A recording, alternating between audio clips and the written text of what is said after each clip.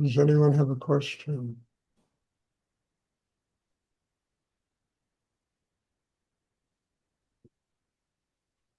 Stuart, it's Derek. Yes, Darren? When is it right and proper to remove oneself from unhealthy and a dangerous situation, and when we're strong enough to deal with it? No, I mean, I think it's right and proper to any time of the day remove yourself from dangerous situations. Hmm. Absolutely right and proper to say, no, I don't need this in my life. My life is worth more than this. I don't need people, like vampires living off of me and sucking my energy or threatening to kill me. Those are dangerous situations. And any time of the day, any moment of the year is the right time to walk away from that. I mean that.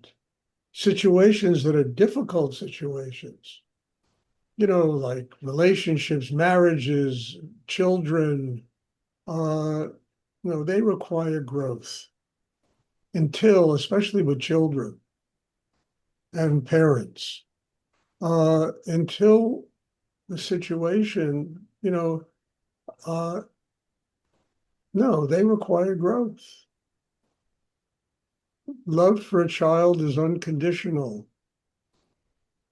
and it requires inner growth. You can't walk away from that situation. But, parents and children is one thing, but the rest of the world, I mean, my God, if the situation is dangerous, life threatening, walk away. At any second, you have the right to say, no, I don't need to have this in my life.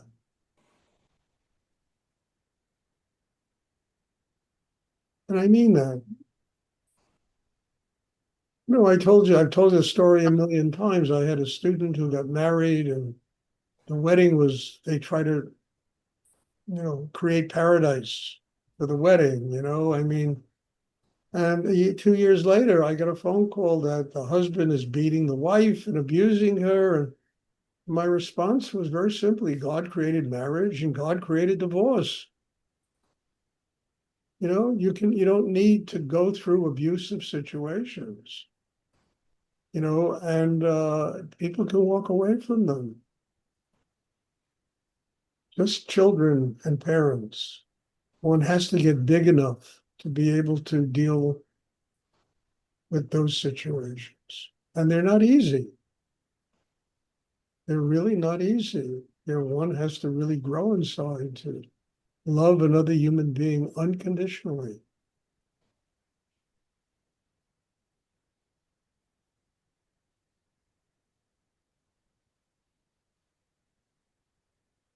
And there's no guilt involved, nothing. It's your life.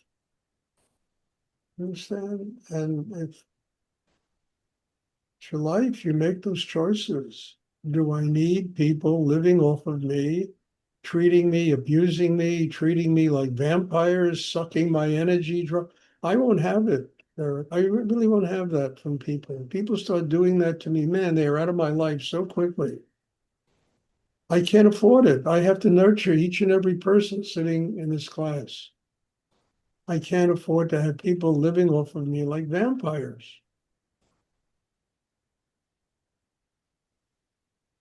I put up with entitled people. Because there's nothing I can do, but maybe, and I just pray inside myself, it changes. People are no longer entitled. They really contribute, they make an effort to make a situation work.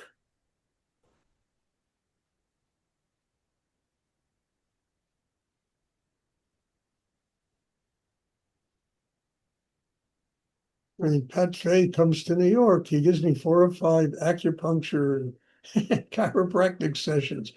I mean, unconditionally. You have helped me in my life. This is what I can do this for you. Understand? I mean, it's that. So I vampires. I have no patience for. I have no time for. entitled people, there's always something in me that says, well, maybe it'll change. It rarely does, but there's always that thing in me that says maybe it will change. And you have every right to say, no, I don't need this in my life.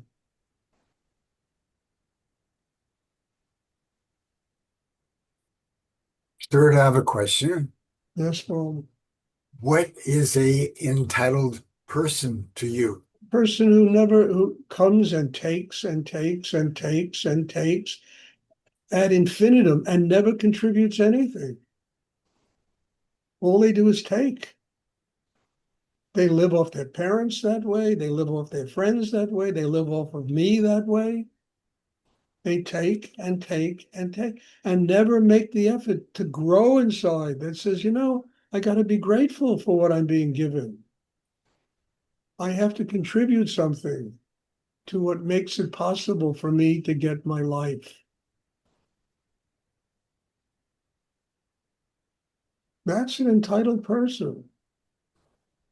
They're trust fund babies. Everything is coming to them. And there are many people that live that way. I mean, after a year or two of studying, what I realized I had to contribute, I could never contribute enough for my spiritual teacher. Never. Because no matter how much I did, he had given me my life. He had made it possible for me to be alive. And not only to be alive, but to have a spiritual life, to be connected with the one thing I've always wanted since I was a kid, to have a connection with God.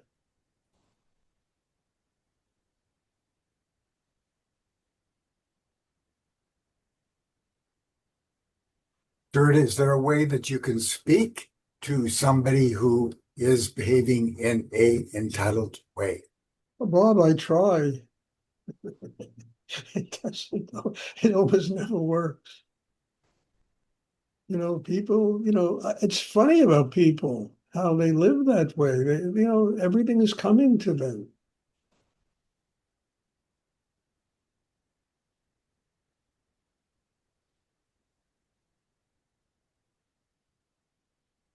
And there are people who have changed, people who may be calling me up here.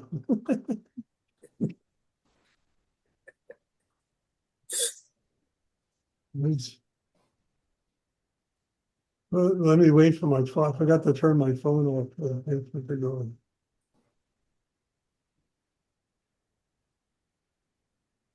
Okay.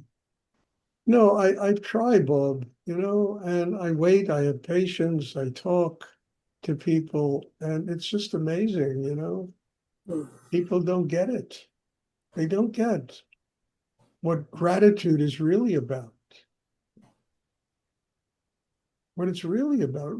Rudy once told me, I'm sick and tired of your lip service gratitude. He was really pissed off. We were in India and he was going through a really hard time.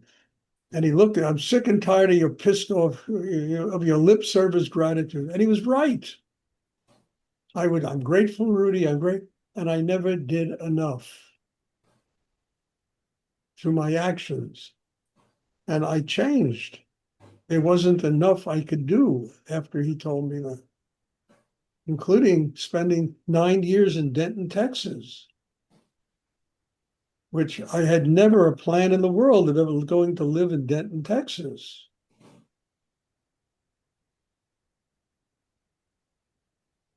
Building ashrams for him. He came down to Denton. Hey, Rudy, these are your ashrams. I did this for you. I mean this. This is what I told him. These are your ashrams, Rudy. This prison program is for you to go and teach these people that are incarcerated.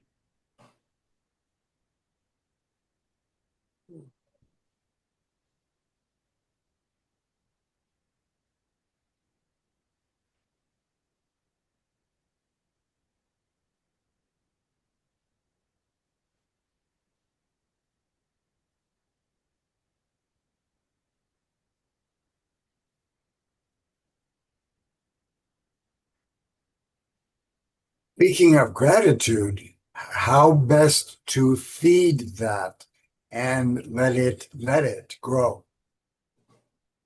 Well, Bob, you should know better than anybody. I mean, what you contributed to my life, to people in your life, is just, it all was from gratitude. You never asked for anything in return.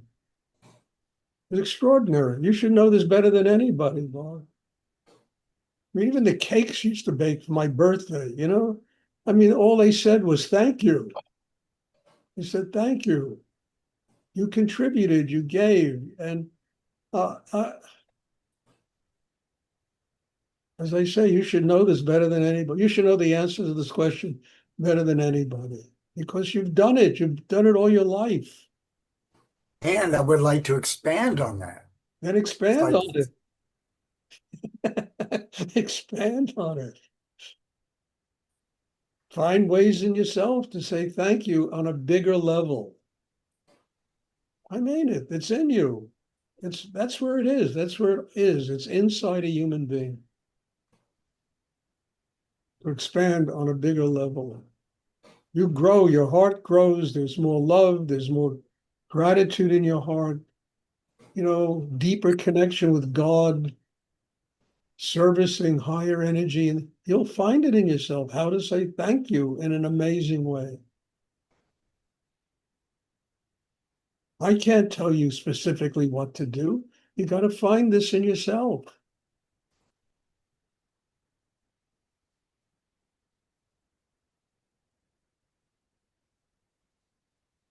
I mean, you think it was easy? I've been doing this Zoom stuff for 5 years. You think this is easy for me to do?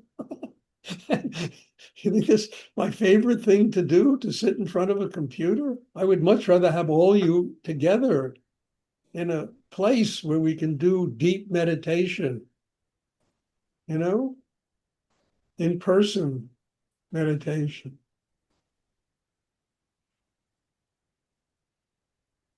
But I am so grateful for what my life has become and what I've been given in my life. I do this. I do this. I don't ask for much. I make a contribution. Some people make $10 a month contributions to study here. I mean, it comes from there. It's like that kid who gave Rudy a bag of M&Ms, and Rudy couldn't have been more grateful,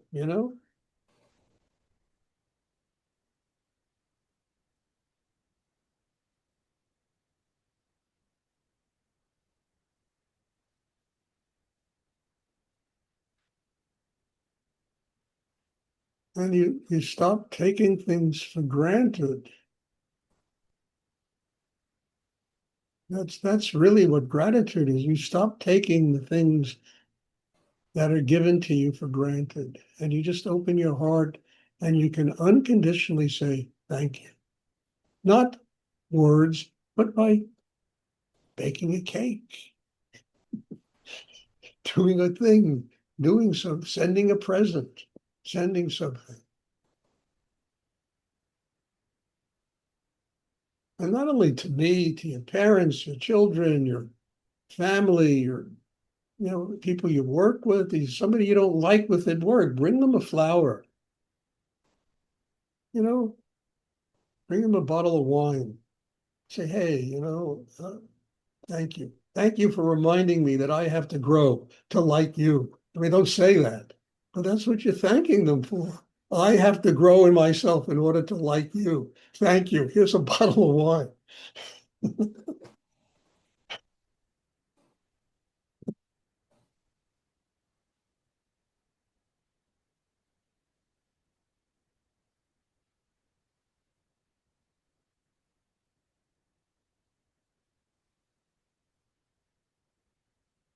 Does anyone else have a question? Stuart, I have another question. Yes. What are the signposts that I am taking things for granted? Things get boring. You're doing things robotically.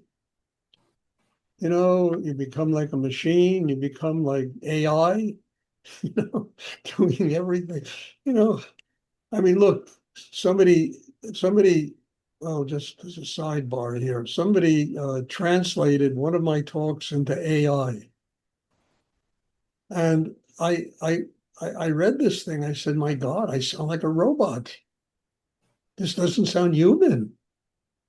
It's not like me writing it and the rhythm of the language and coming from a place inside me that is unique and, finding inspiration. And it was robotic.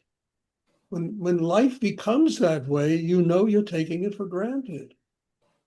When you start treating the people that are close to you in your life cheaply, then you're taking them for granted.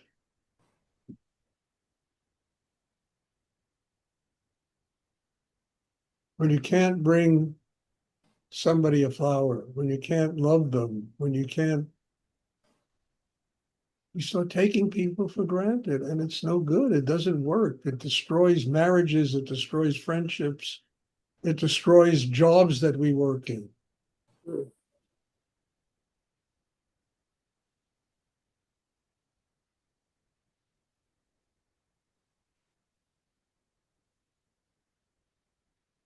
Does anyone else have a question they would like to ask?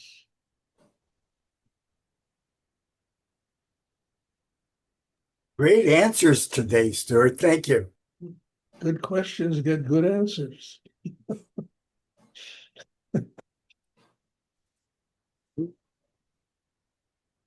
No, I like that thing about bring a bottle of wine to somebody you don't like. No, it's terrific because to like them, you have to grow. You have to get bigger than the bullshit of the situation. You have to grow. Bring them a bottle of wine, take them out for a coffee, show humanity.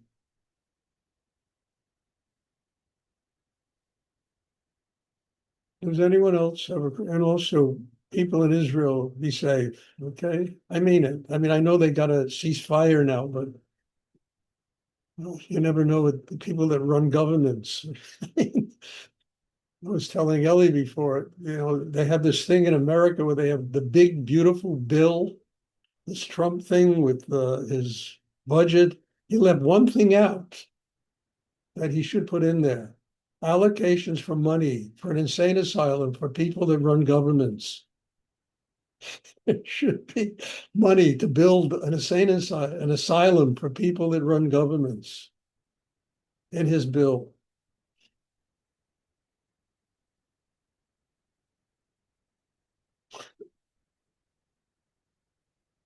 Anyway, that's my humor for the day. Does anyone else have a question you would like to ask?